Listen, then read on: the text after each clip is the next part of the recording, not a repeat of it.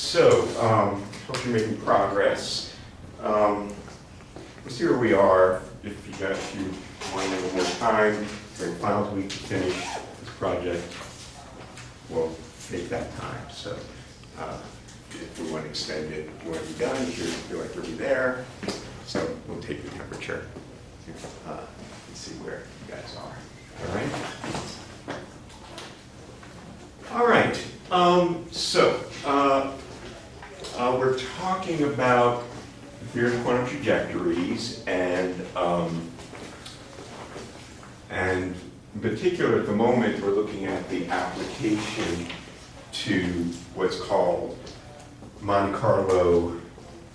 Monte Carlo wave function algorithm.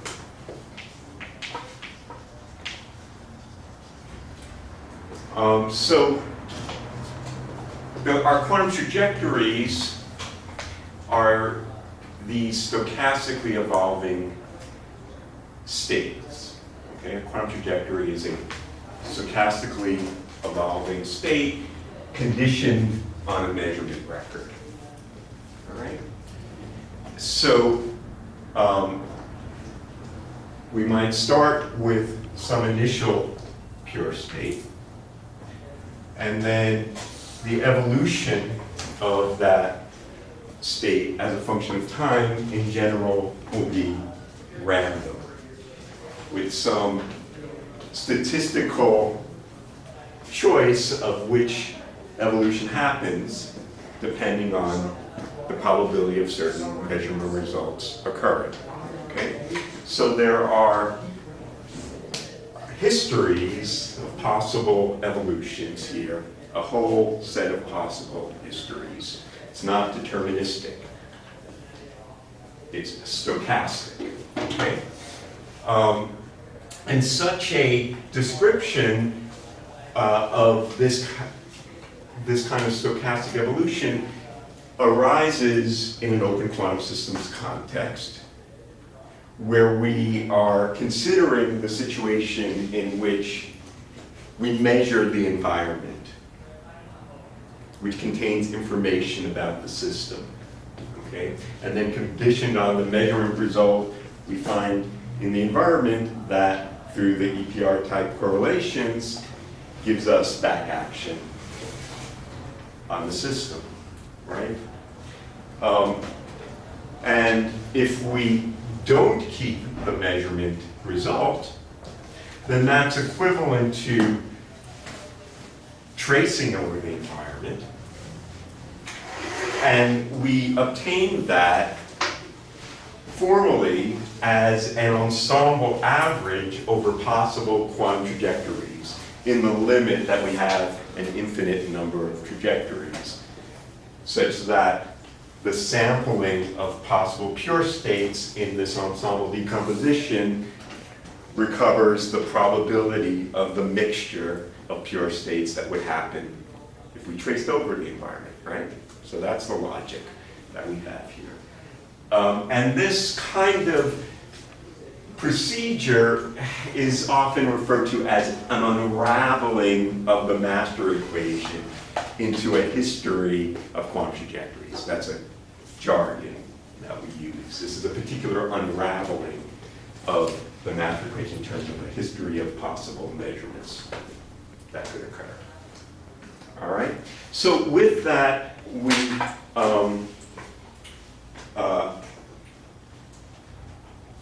have an algorithm whereby we can simulate, so this is a simulation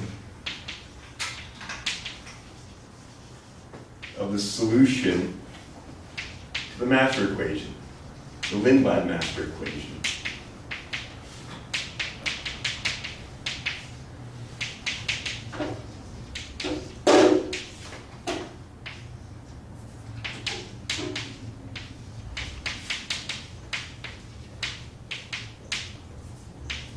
Oops, I did that part.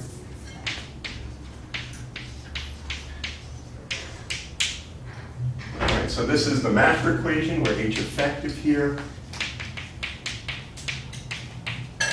includes an imaginary part or an anti-emission part. All right? So this is another way. So we want to simulate the solutions to this. And one way we can do it, and this is by unraveling this mass equation into a set of quantum trajectories. So as we said, we first said, let's look at the simple case where our initial state is pure.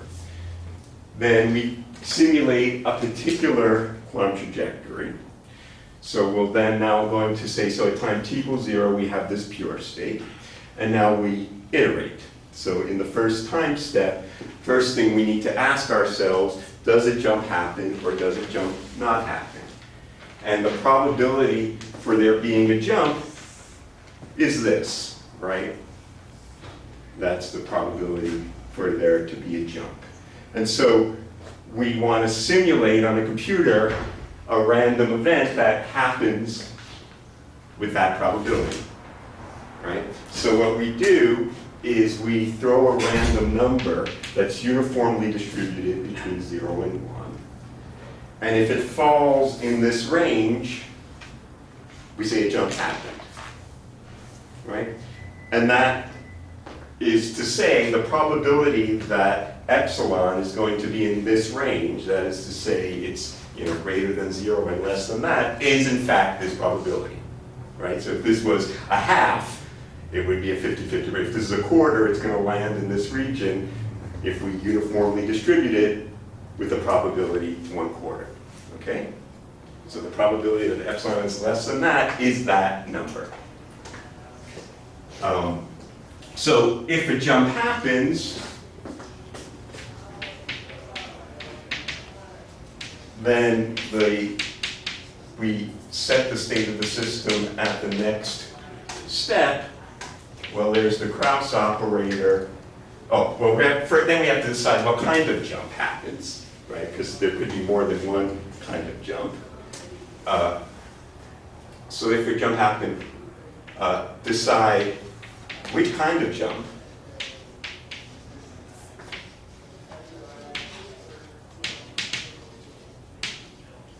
Which is the p mu, right? Which is equal to the particular VI.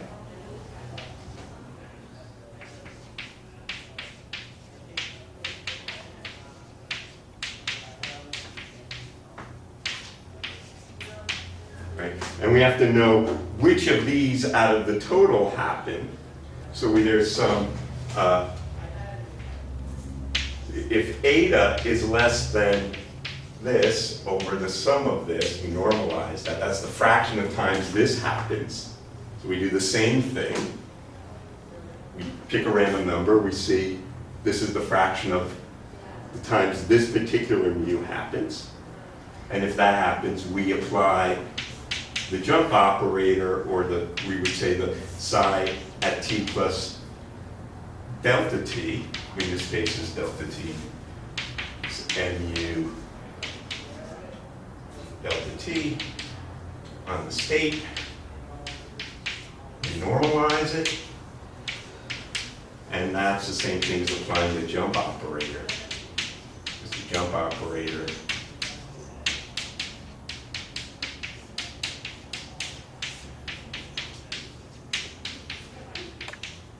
the Krauss operator is just proportional with the square root of delta t, right? So this is the same thing as this. Else, no jump. And if there's no jump, then the evolution is through a Schrodinger-like evolution, but with a non-Hermitian Hamiltonian.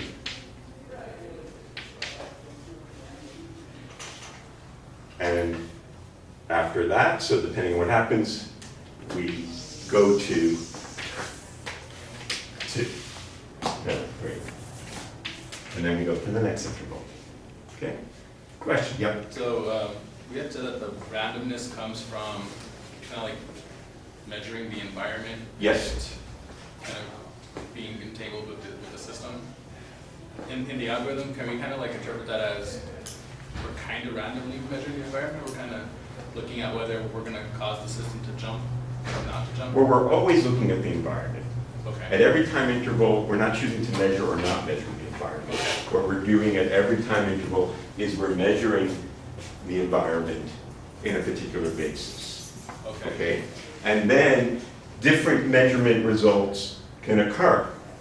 Okay. Okay? So we were discussing last lecture the specific example of a two-level atom decaying in the vacuum, right? So we had an excited and ground state, which, you know, could start in some superposition of some kind, it doesn't matter. And we want to know how this system evolves. Now, in the master equation, we know how it evolved, we know how the population and coherences decay, but we can simulate that through a set of pure state evolutions, so-called quantum trajectories, of how the state of the system evolves. Okay? So, what's the environment in this case? The vacuum, right? So what we're doing is we're measuring the modes of the vacuum. Okay? So in this case, we had our LIMPLAB master equation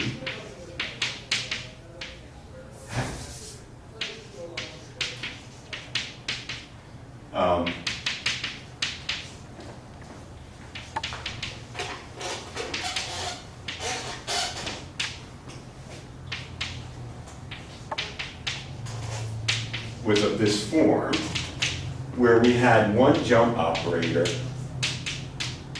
which is this, right?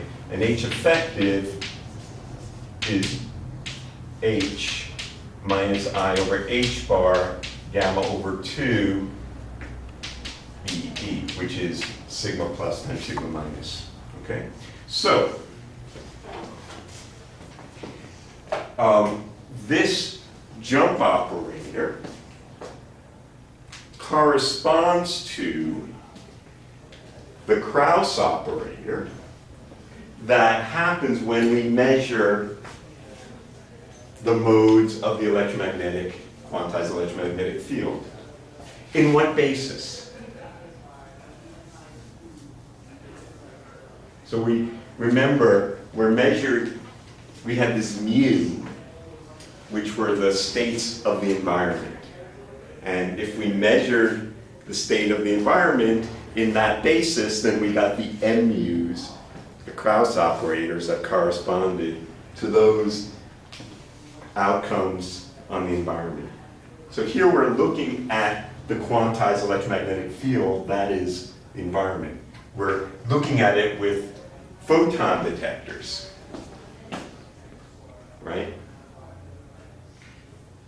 What kind of measurement is what is the photon detector, what basis of the quantized field is it measuring it in? The Fock space, right? So what we're doing, we're constantly have photon counting detectors. We can imagine them surrounding 4 pi steradians of our atoms, and they're just ready to go. They're in Geiger mode, just on the hairy edge of their click, waiting for a photon to come in. And if a photon comes in, they go click, right? And if a photon goes click, then we know that the atom spontaneously emitted. It jumped from this to this. So basically, in this case, the jump corresponds to one photon in any mode.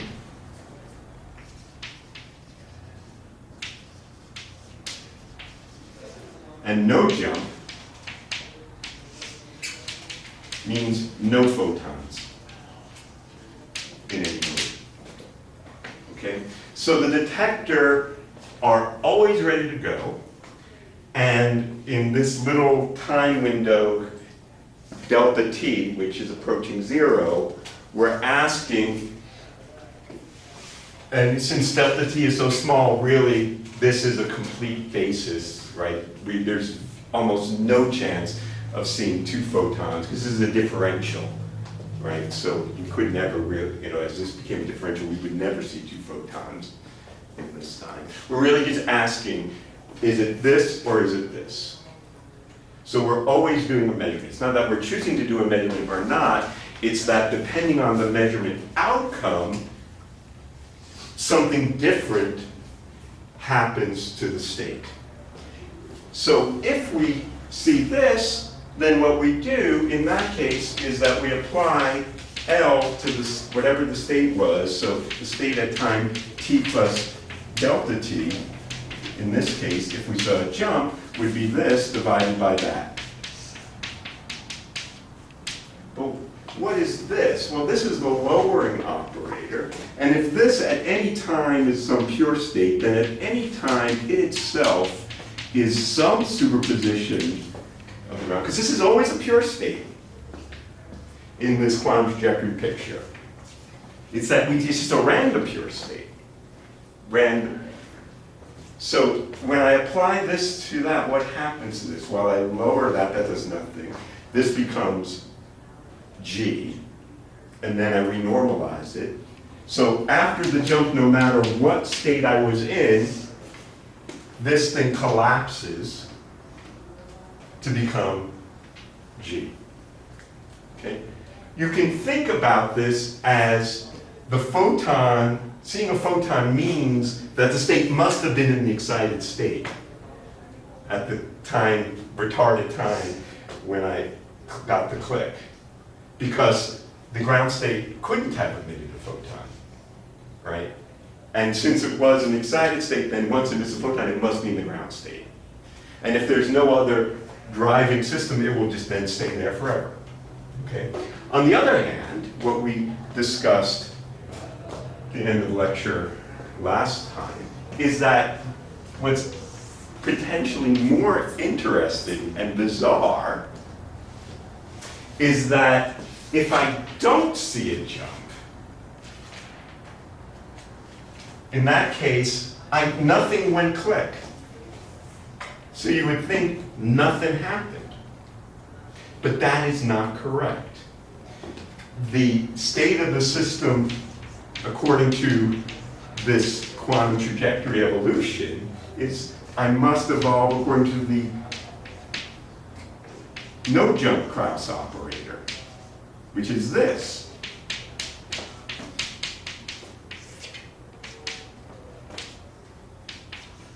Right? And what we showed last lecture was that would be equal to the whatever this guy was, it now increases a little bit.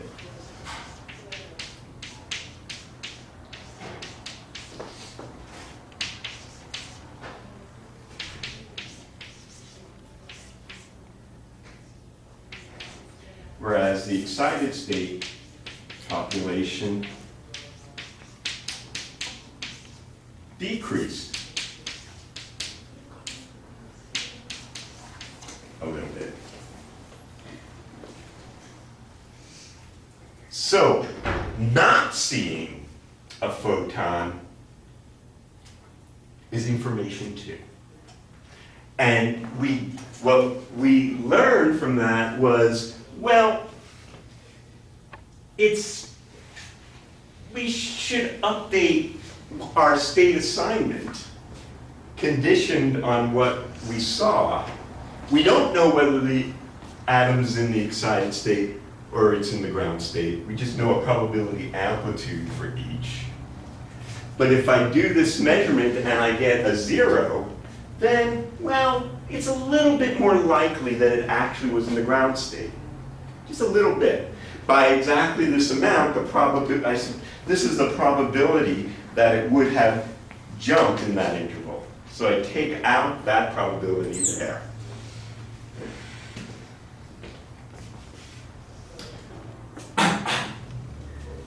And we see that that must be generally, that has to be there if we're going to get self-consistent results.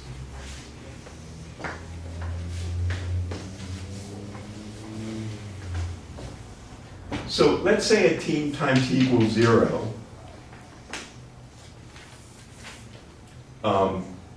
the state is some superposition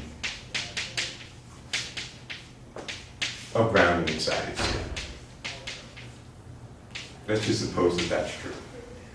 Okay? Now, I want to ask you, Noah, what is the probability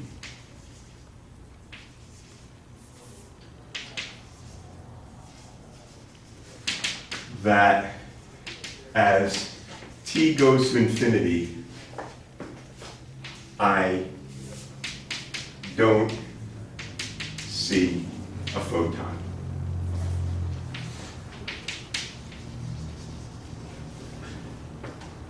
So what's the probability that after asymptotic in time, what's the probability that I will never see a photon?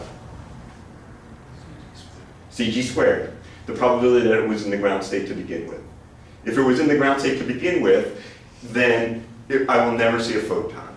So this probability better be ultimately this. Right? So let's let P of tau equal the probability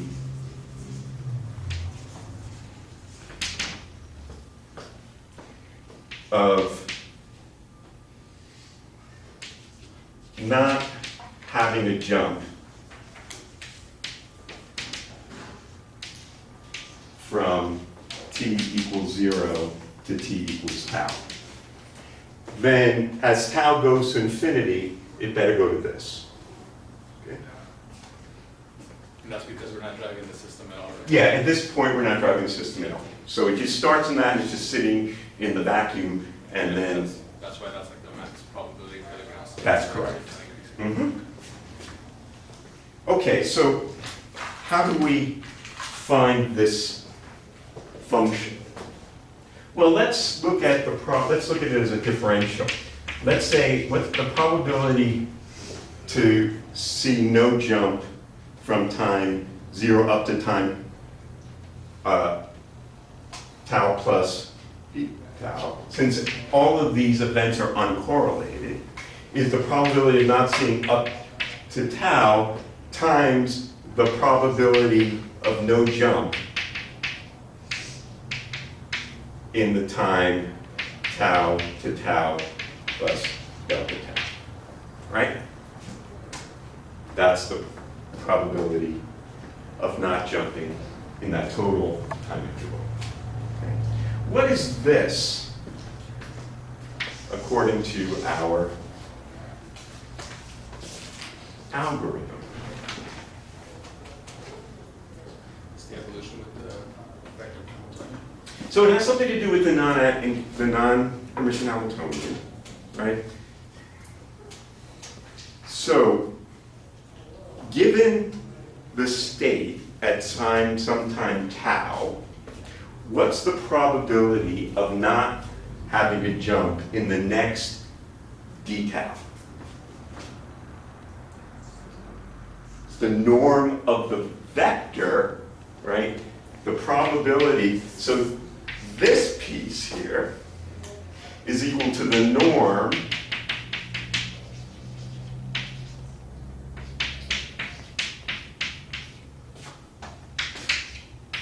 of that, right?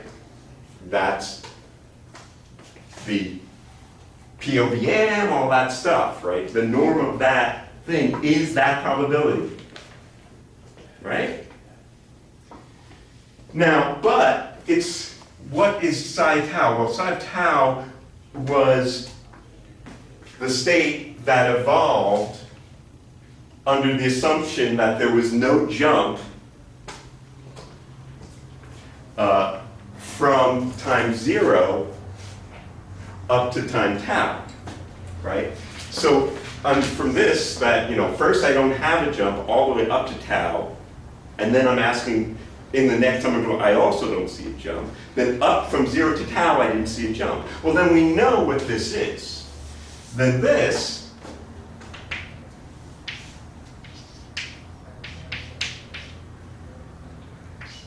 is equal to, since I had no jump over that whole interval, then I just have the no jump evolution from 0 to tau, and then renormalize, which is this thing underneath. Okay? But now I can plug that in. And notice what I get. I get the norm e to the minus I x, non-Hermitian Hamiltonian t plus d tau acting on size 0 squared, divided by this squared, which was the norm of this squared. Right? So that is equal to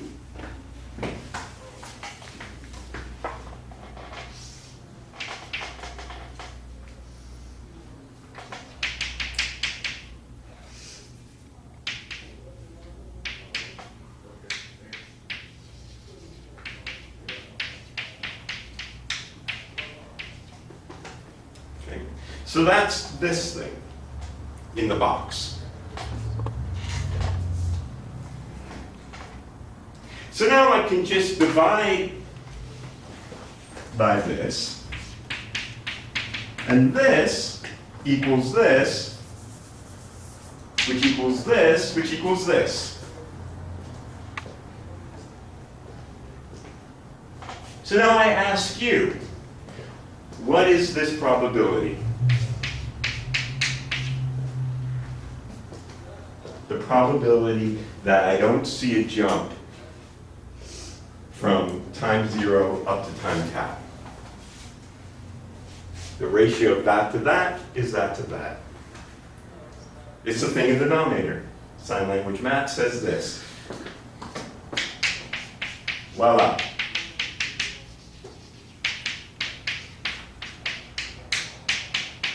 So the decaying norm of that vector tells me the probability that I don't see a jump up from time, in this case 0, up to tau. Does that then let's look at this guy. Let's do that for this particular case of the two-level atom sitting in the quantized vacuum. And let us calculate this probability. Okay. So according to this, so I can write my non-Hermitian Hamiltonian if I like. Let's take the ground state to be at 0 energy, and then the excited state is the, energy above that minus I gamma over 2. Right, that's just my two-level atom. If this energy here, difference, is what I'm calling h bar omega E g. Okay? So take the ground state to be at 0 energy, the excited state has that much energy, and then it has that imaginary part. Right? So, now, what is this?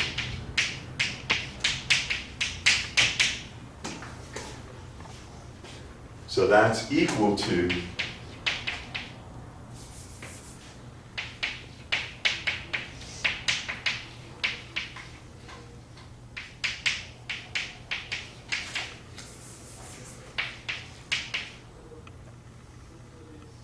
oops. Yeah, that's right.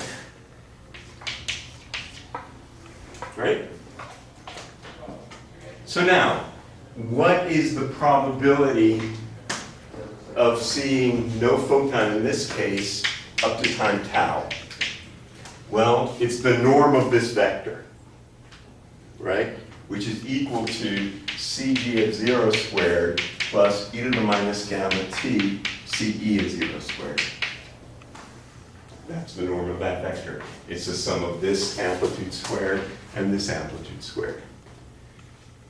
And what is the probability as t goes to infinity? It is that. So we have to have this no jump evolution for it to all be self-consistent. Okay.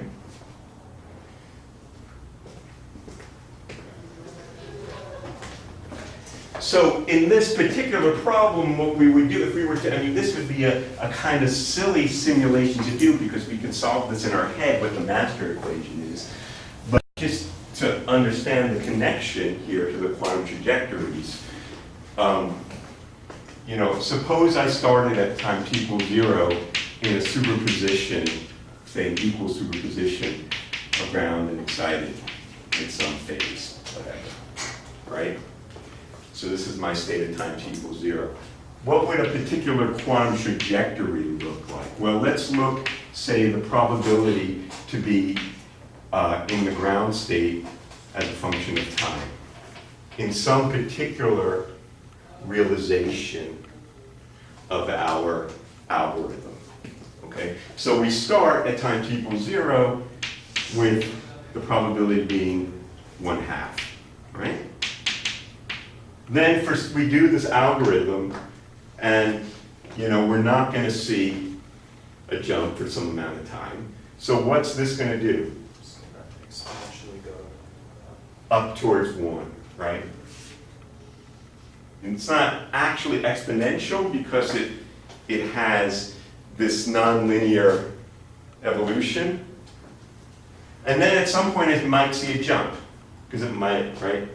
In which case, what will happen? It'll jump up to 1. And then what?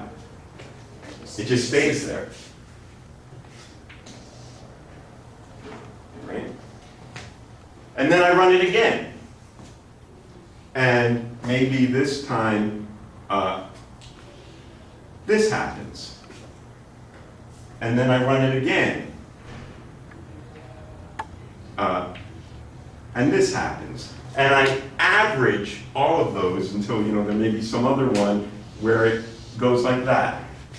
And if I average all of these, what I'm going to see, average ensemble averaged over many, many runs of this sort.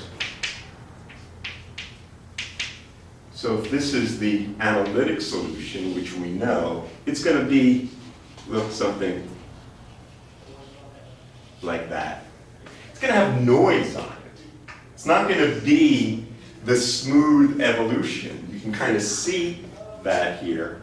Because with a finite number of sampling, we never actually have the true probability distribution.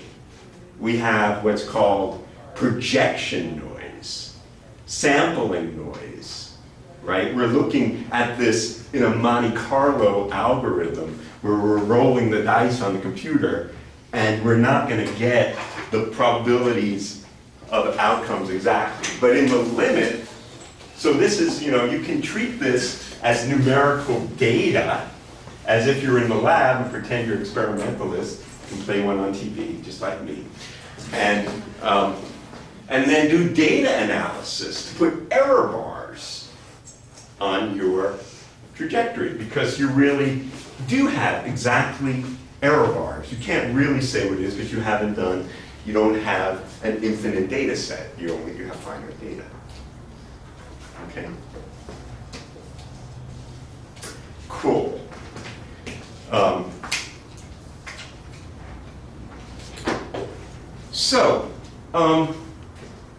I just wanted to make a quick aside here, which is to say this business about quantum jumps,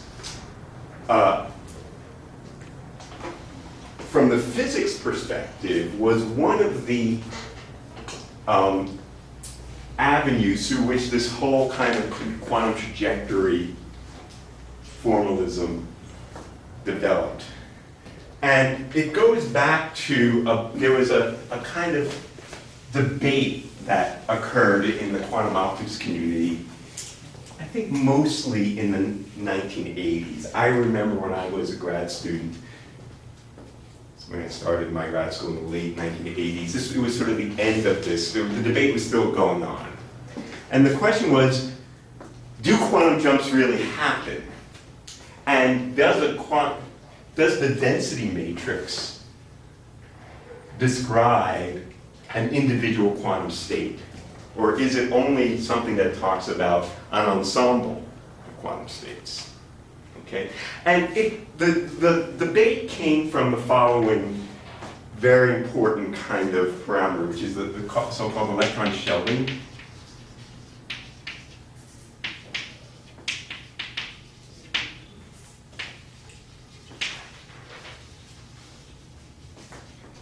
So suppose I have, this was something that was an idea that was developed by Hans Dehmelt, who was one of the great atomic physicists who won the Nobel Prize for some of the first trapping of electrons in these kinds of experiments.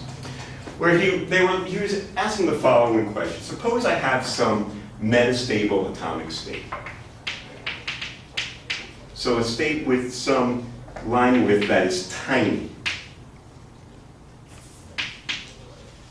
Say, you know, on the order of hertz or millihertz, all right? And I want to measure that line width of this thing. Well, the resolution, my laser is going to have a fatter, it's a big fat stick with a kilohertz line width. It can't see this little sliver of a line, right?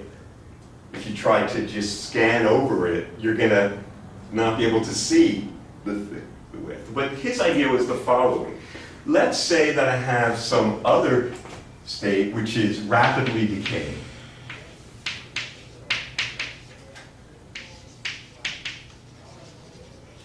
And they're both, there's some ground state here to which they're both coupled, okay? So the idea would be the following. Let's say that I shine on two laser beams, one that couples this ground state to this metastable state. It's going to have some, you know, broad line compared to the natural line width. And then I have some other laser, and this is a very strong transition. Okay, so I'm direct, right? Now, if the atom is in this state, if it gets absorbed, it'll rapidly decay, and it's very likely that it's going to get absorbed here and here and here. So this is a strong transition, and this is a weak transition. But every once in a while, the atom absorbs on this weak transition. And then it stays there for a good long time, because this has a very long lifetime. And then it will fall down, and then it's very likely to absorb and re-emit and re-emit. So if I have a photodetector, so I have an omega strong and omega weak that measures the fluorescence of omega at omega strong, what would the fluorescence signal look like? So look at the intensity of the photodetector at omega s as a function of time. Well, I'm going to see, you know, a lot of photons coming out, scatter, scatter, scatter. There's some intensity, there's some scattering rate, and then all of a sudden it will turn off. And then it will turn on again, and then it will turn off. And then it will turn on again, and then it will turn off. And then it will turn on again, and then it will turn off. And I'll get a signal that looks like this. This is what's known as a random telegraph signal. And the width of those turnoffs is related to the metastable. That's right. So the sort of frequency, each time this guy jumps, so the frequency at which the quantum jumps happen is related to the lifetime of this atom. So a way to measure them is to ask how often do I see, so a jump happened here, and then a jump happened. So it's the width of these is the time to the next jump. So each dark interval is the time it sits there before it jumps. And it doesn't stay there for the same amount of time. I mean, they kind of do it here, but here they did, and then, you know, this guy might then stop and then. So the duration of the dark intervals is the duration of time that this standing here. And that's random. And the randomness of that is a measure of the lifetime. So this was, and this is what's known as the electron shelving method, which is a way in which people measured this. And they saw, now people were just debating for a while. You wouldn't see, you know, a single atom, that doesn't make sense. We can't do that. And then there's a whole complicated formalism of how you do this because, you know, the density matrix evolves according to the master equation. And the master equation is deterministic. It doesn't have any randomness in it. It's an ordinary differential equation which has solutions. So how do you see this in the density matrix? It was a complete, but now we know it all. We're know-it-alls. I've always been a know-it-all. That's my mother, but she's not going to tell you.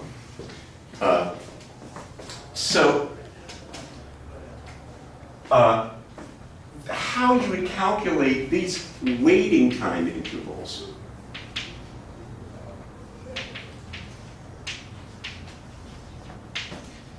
was extremely complicated. But now with our quantum trajectories, we have the way to do it based on the kind of analysis that we just described. Okay? And this gives us a way, thinking about simulating the waiting time to the next quantum jump is a way of speeding up our Monte Carlo wave function algorithm a lot. So the algorithm that we just described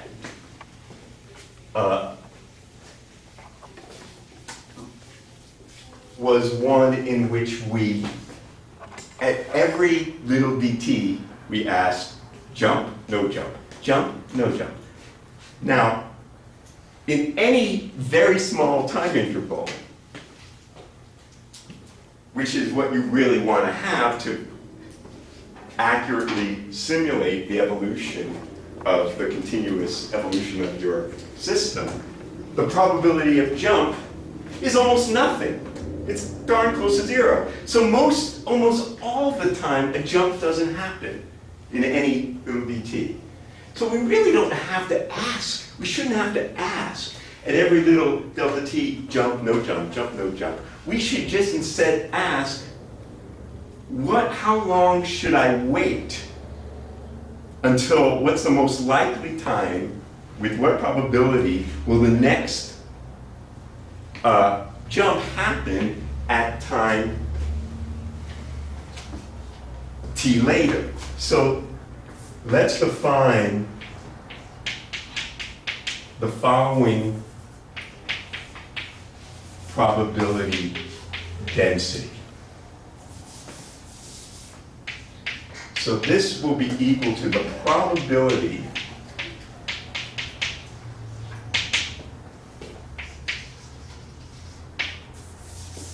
that given a jump happened at t0, the next jump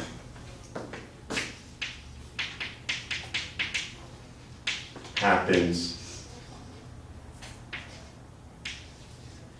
at t plus t0 to t plus dt.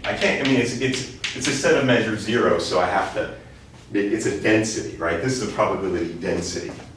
So in some finite interval dt, this is the probability that this happens, right? So that would say, if this is t0, what's the probability that the next jump happens in a little region around this area? Okay. How long do I have to wait?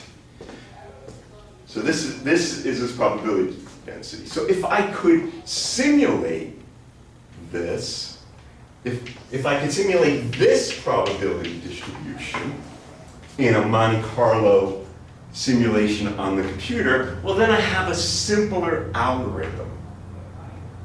What do I do? Well, so if I had this, and we'll talk, we actually do have this, we just had it sort of erased, so we'll come back to that in a moment. How would we do this? Well, let's say this is my initial state. Okay. Simulate the time to next jump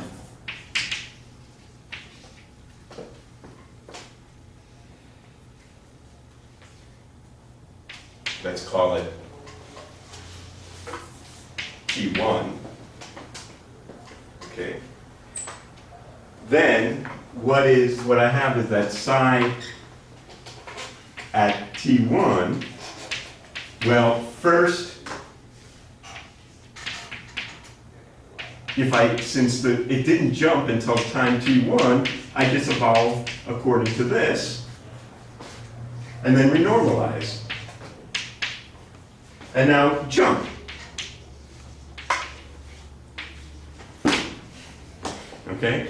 And now if there's more than one jump, one possible jump, I have to decide which kind of jump. But if not, I just apply, the jump operator to that. And then I simulate the time to the next jump. And whatever time that is, T2, I let the system evolve according to the no jump non-remission evolution up to time T2. And then I jump.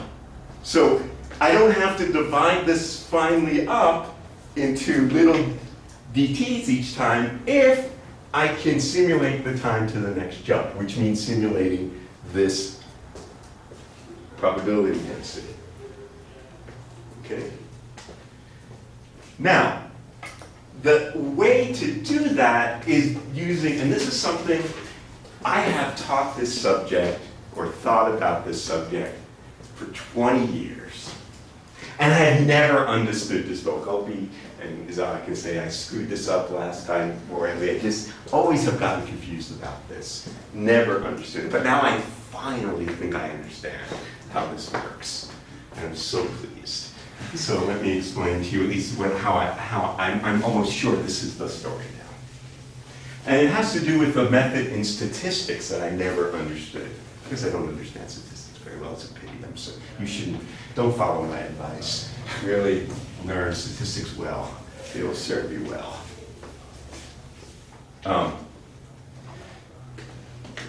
And so, this is just an aside of statistics. Okay. Suppose I have some probability density.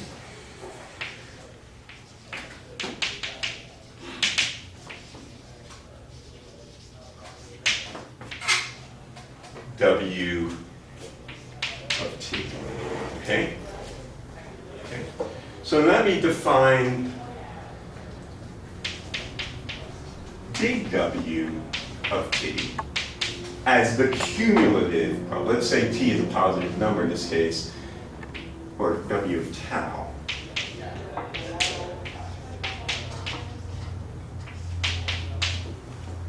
Okay, so that's my cumulative probability.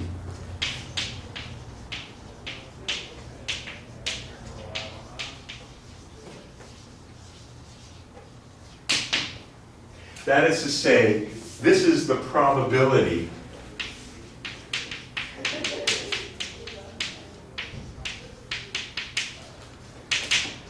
that t is less than tau. And in this case, it's positive. Okay? This is the probability that t is in, t dt is the probability that t is in the interval between t and t plus dt, right? And then if I integrate over all that, that's the total probability that it's less than. Okay? Now, here's a sketch of the cumulative probability. Okay, so there's some tau. This is W of tau, which asymptotes to 1. The probability that it's less than infinity is 1, right? So it's an always increasing function. Okay. I want to simulate picking t's with the density of possible t's being this function. Here's how I do it. Pick a random number that's uniform on the interval from 0 to 1. Okay? It's going to be somewhere on this interval. Okay? There is some t, which is W inverse of u, which is the image of this on this cumulative weighting function. Okay? So, the probability that u is less than W tau will happen, is the same probability that this t will be in this interval.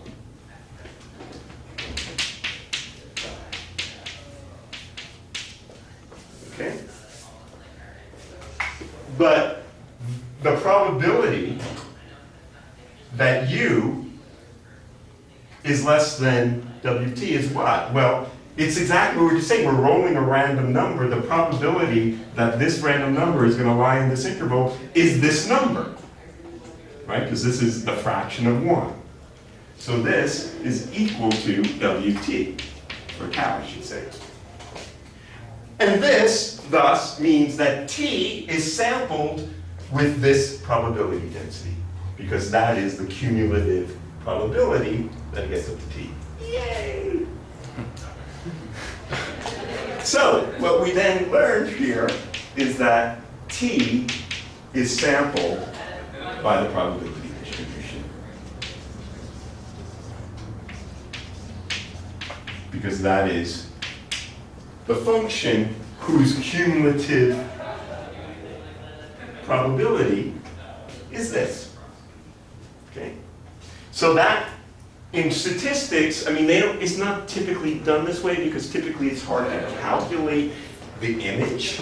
If you can calculate this inverse function, then this is a way of, say, picking random numbers from a Gaussian distribution. You would look at the integral of the Gaussian and then pick that way. And then you'd get a Gaussian distributed number.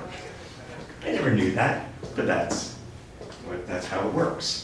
Yes, sir. So the equivalence there, those two probabilities, is highly dependent on the function always being increasing. That's right. It is. So that if it wasn't, then yeah, it wouldn't work. So in our case, so that means that if we can simulate this thing, then we can sample. So in this case, this probability density, this is the one we want, our waiting time distribution. So the way to simulate that waiting time distribution is to look at the cumulative waiting time distribution. So let's let W tau and T0 equal the integral from T0 to tau of that. What is this? This is the probability of there being a jump somewhere in the interval between up to here, right? This is the waiting time distribution. This is I'll have a jump at time t near delta t, and then I sum all those up. This is the total probability that there'll be some jump. Could be more than one. Doesn't say that there's only one jump, but this is the probability that there is a jump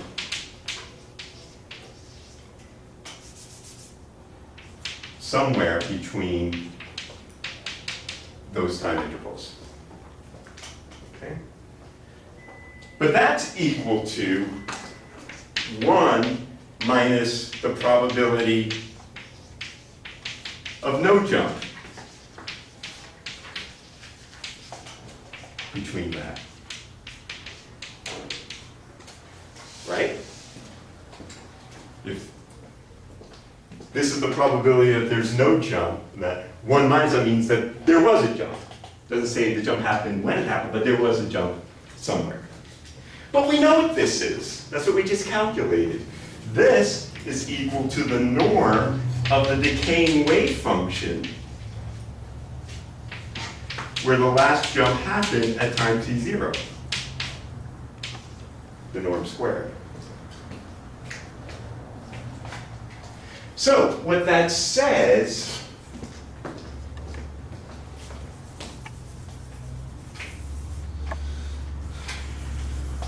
back to this. I calculate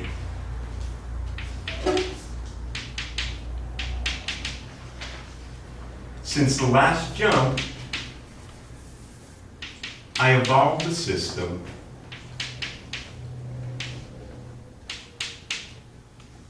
right? And look at that decaying norm. And if I then pick a random number between 0 and 1, that tells me that's the time of the next jump. So, to do the simulation, what we do is we calculate a random number. When this thing decays, when it hits this point, jump. Okay? Because the decay of the wave function here is that probability. So this provides us with a much simpler way of doing the algorithm. Instead of at each step, ask, jump, no jump, don't jump until, pick a random number, and don't jump until your wave function decays to that point. So at each, when it gets to that point, jump. Renormalize. So now norm is 1. Pick a new random number. Calculate this evolution. Calculate the norm. As the norm decreases, when it hits that point, ask what kind of jump, and then jump.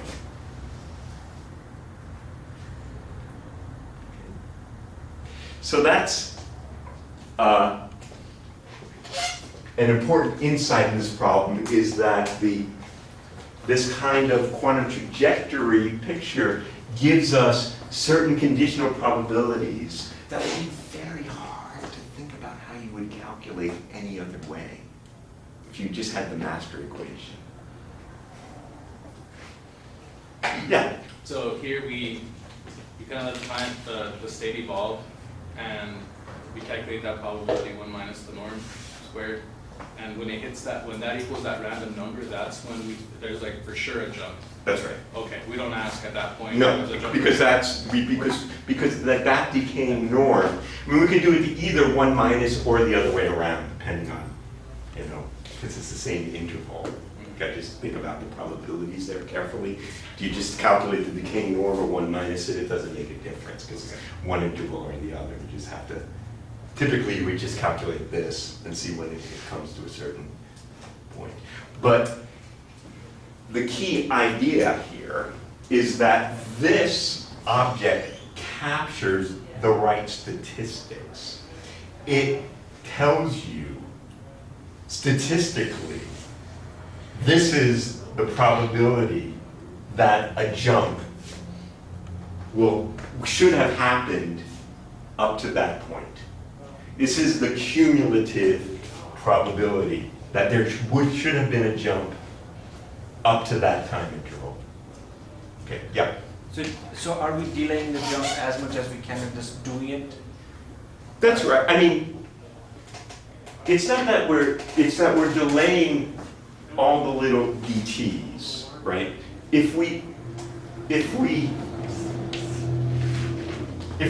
wanted to do this in the first algorithm, we have to make a tiny time slice to get an accurate, because at each time slice we have to ask jump, no jump, jump, no jump, no jump, no jump. Here we don't have to do that. We do have to still calculate the norm at every time interval, right? So we're calculating something at each of these time intervals because we want to know whether the norm decayed to the point of this random number. The norm will decay to that point of that random number with that distribution, and the jumps will happen with the same statistics as if at each time interval we ask jump, no jump. So it's not that we're delaying doing the jump as long as possible. The jumps will happen with the same frequencies in either method. It's just that we are simulating the time to the next jump more efficiently.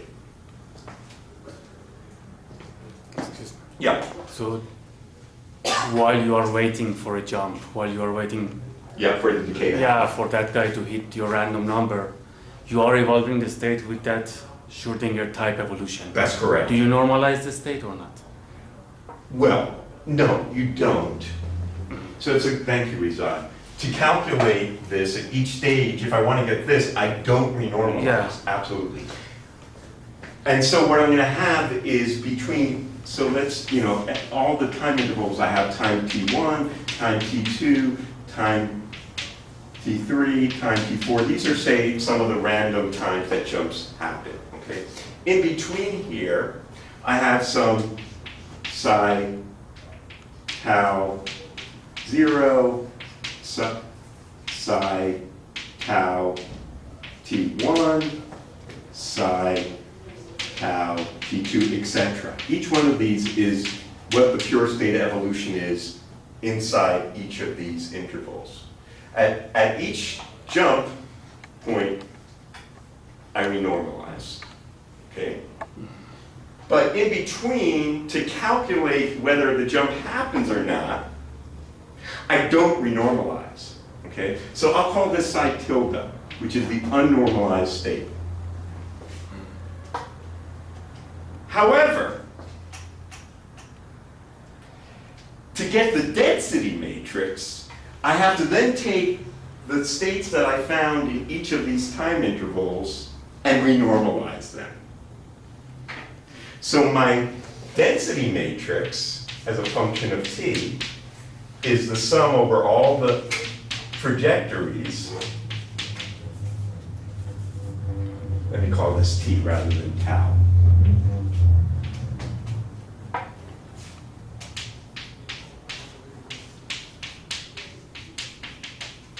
Sum over that, over the total number of times I run it. These have to be normalized if the state is going to be normalized. So what I have to do is, after I've learned all these and done all these evolutions, I have to renormalize each of these guys. Thank you very much for reminding me about that. Right? Because in order to determine when the next jump happens, I can't renormalize that evolution. I have to let the norm decay until it hits that point. They say, ah, it hit that point, jump. Now I renormalize. So in those intervening intervals, it was not normalized. Okay? But then to get the density matrix, now I renormalize each one of those guys.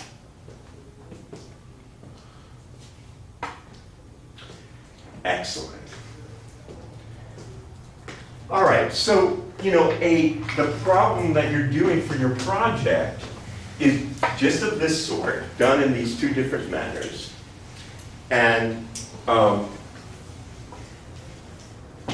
in that case, we're looking at the Hamiltonian being, say, we could say that this is Rabi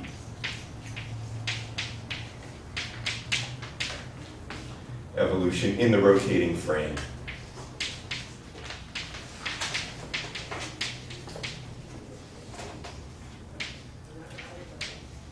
Right, otherwise we'd have to do tuning. I mean, this is on resonance.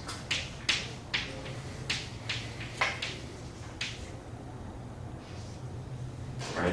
So if I were to think about what a particular trajectory is going to look like, let's look at the unnormalized wave function as a function of time. And let's say I start in the ground state. So let's look at the probability to be in the excited state as a function of time, okay, for the unnormalized state. What's going to happen in this problem? So the problem is the following. I have an excited state and a ground state, and I'm driving the system with a laser field on resonance with some Rabi frequency.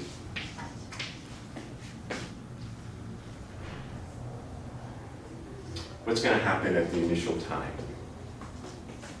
So it starts in its ground state, and it's going to start getting to the excited state. But of course, it's the non-Hermitian evolution, right? So up to the first, for the time, up to the first jump, I have e to the minus h effective t acting on the state, right? And what's h effective? Well, it's h effective is the Hamiltonian minus I h bar gamma over 2 e, right? That's the imaginary part. So what is the evolution up to the time of the first jump? So the first jump happens here.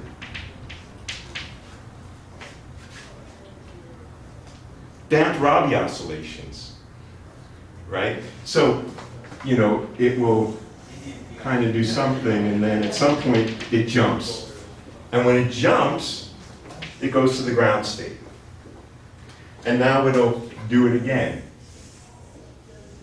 And then it jumps again. And then maybe it just gets a little bit and it jumps again. And I'll have some kind of stochastic evolution of this sort, right?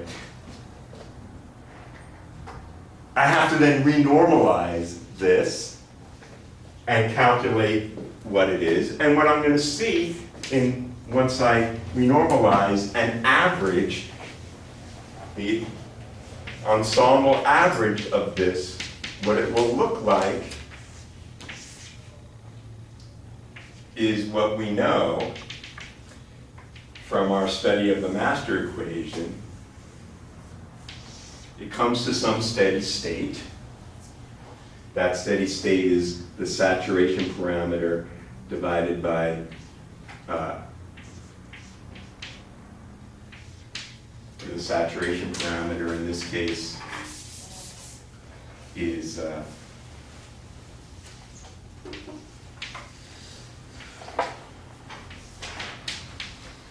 right? But it's going to be noisy. It's going to have error bars on it.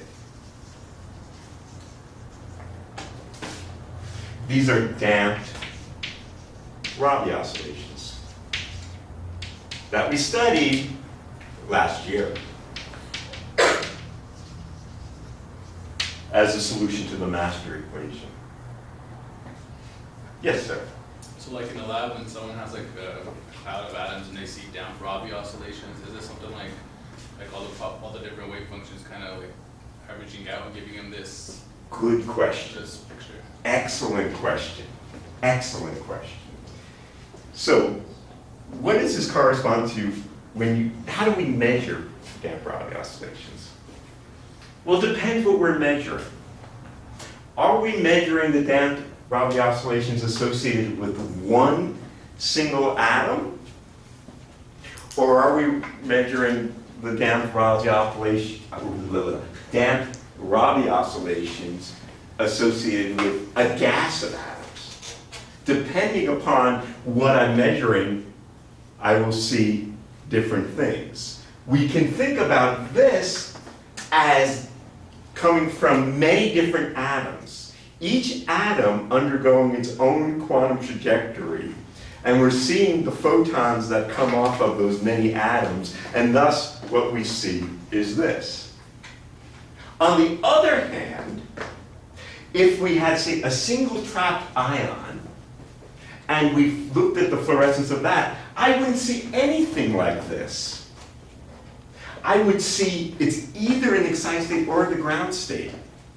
And the thing we call Rabi oscillations are coming from the ensemble average of many runs of the experiment. In fact, in Grant Biedermann's lab, which you may head to next semester, that's what they do. They have a single atom in a trap, and when they're looking at Rabi oscillations, they're asking, are you in the Rydberg state or are you not? You get either yes or no. You get one bit. You don't get a fraction of yes or no. The average is the Rabi oscillation. It's a very good question. All right. I